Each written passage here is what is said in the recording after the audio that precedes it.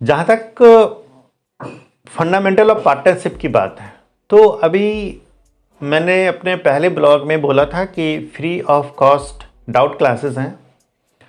अब यकीन मानिए कि कुछ बच्चों के रिस्पॉन्स आए हैं कि सर हमने फंडामेंटल के कुछ क्वेश्चंस किए हैं, क्वेश्चंस तो हो जा रहे हैं, लेकिन सर मेरा कंसेप्ट क्लियर नहीं है।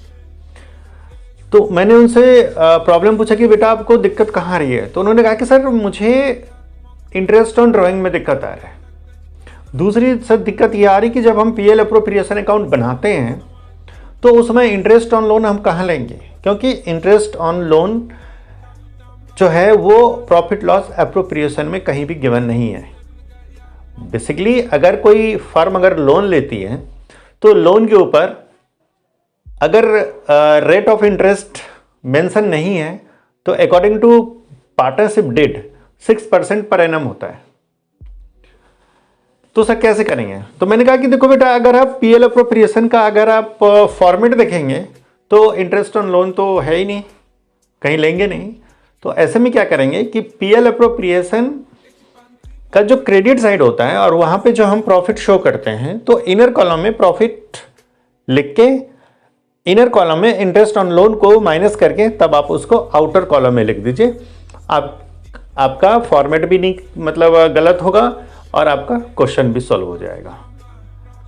कुछ बच्चों के क्वेश्चंस थे कि सर मेरे को ना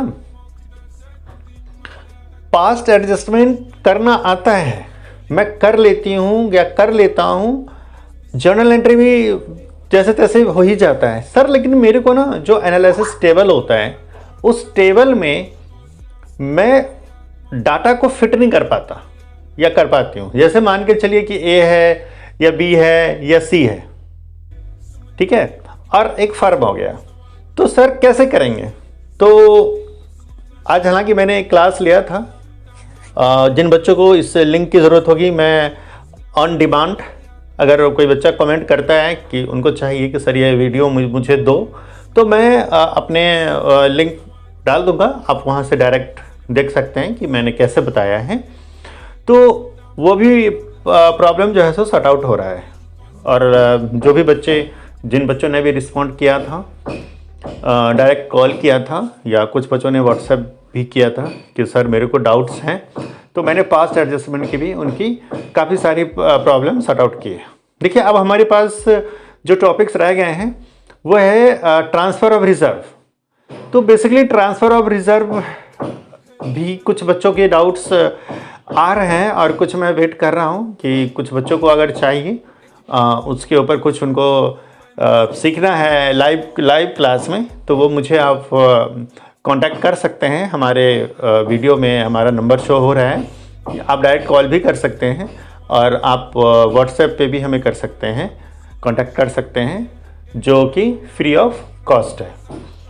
अब हमारे पास देखिए इंटरेस्ट ऑन कैपिटल हो गया और ट्रांसफ़र ऑफ रिजर्व की बात कर ली हमने, पास्ट एडजस्टमेंट की बात कर ली हमने। अब जो हमारे पास टॉपिक है वो है इंटरेस्ट ऑन कैपिटल की। तो इंटरेस्ट ऑन कैपिटल में इतना कुछ नहीं है, बस सबसे पहले आपको ये ध्यान रखना है इंटरेस्ट ऑन कैपिटल में कि जो इंटरेस्ट कैलकुलेट होगा वो हमेशा ओपनिंग कैपिटल पे होगा, क्लोजिंग पे नहीं होगा बेटा, ये आप ध्यान रखिएगा।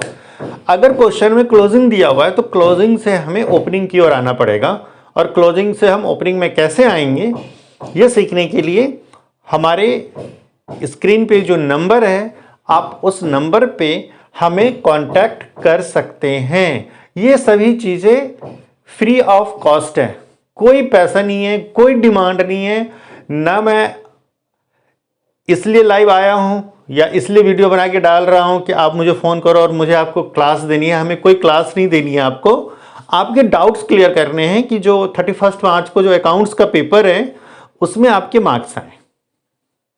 मेरा ये कंसर्न है, आप इसको एनीवे मत लीजिएगा।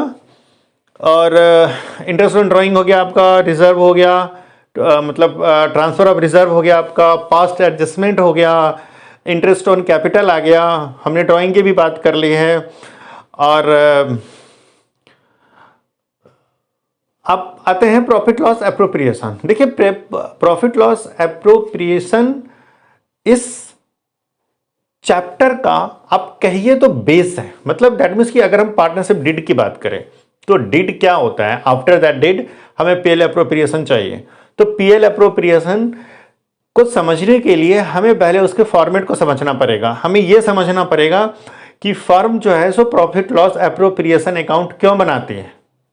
क्योंकि जब हम 11th में होते हैं, जब आप 11th में पढ़ते हैं तो वहां पे आपको टीचर बताता है कि बेटा ये आपका ट्रेडिंग अकाउंट है, ये आपका पीएनएल अकाउंट है। अब पीएनएल अकाउंट में आपने नेट प्रॉफिट बना लिया, अब आपने बना दिया बैलेंस शीट।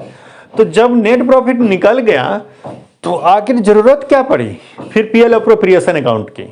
तो इसको भी समझने के लिए कि आखिर पीएल एप्रोप्रिएशन अकाउंट की जरूरत क्यों पड़ी, इसको समझने के लिए आप मेरे से कांटेक्ट कर सकते हैं। फिर मैं बताऊंगा कि फर्म को प्रॉफिट लॉस एप्रोप्रिएशन अकाउंट की जरूरत क्यों पड़ी, डेबिट साइड में क्या क्या आता है, क्रेडिट साइड में क्या क्या आता है, फिर उनका प्रॉफिट शेयरिंग रेशियो जो आता है या जो लॉस होता है वो कहां पे ट्रांसफर होता है। देन उसके बाद हमारा जो टॉपिक आएगा कैपिटल अकाउंट। मतलब कि इसमें हालांकि कैपिटल अकाउंट में इतना कुछ है नहीं, वो आगे के चैप्टर्स में है। तो उसमें बेसिकली क्या है कि जो प्रॉफिट लॉस एप्रोप्रिएशन अकाउंट बनाते हैं उसमें जो भी चीज़ें होती हैं जैसे इंटरेस्ट ऑन कैपिटल है या पार्टनर सैलरी है या पार्टनर्स कमीशन है और वो ट्रांसफ़र होके कहाँ पे जाता है। पीएल एप्रोप्रिएशन अकाउंट में जो प्रॉफिट है वो ट्रांसफ़र होके कहाँ जाता है, या जो लॉस है वो फिर ट्रांसफ़र होके कहाँ जाता है। तो हम लोग उस पर करेंगे बात। ठीक है, ओके, आज के लिए इतना ही। धन्यवाद बेटा।